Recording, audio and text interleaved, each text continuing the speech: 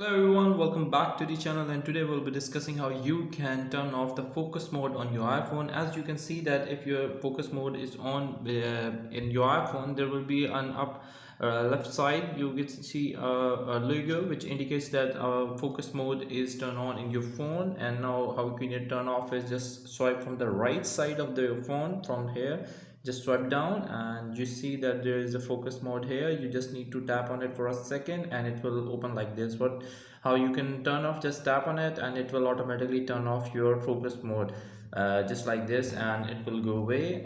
You can select any focus mode from here and you can just by clicking tap it will turn on the focus mode, and tap again it can turn off your focus mode.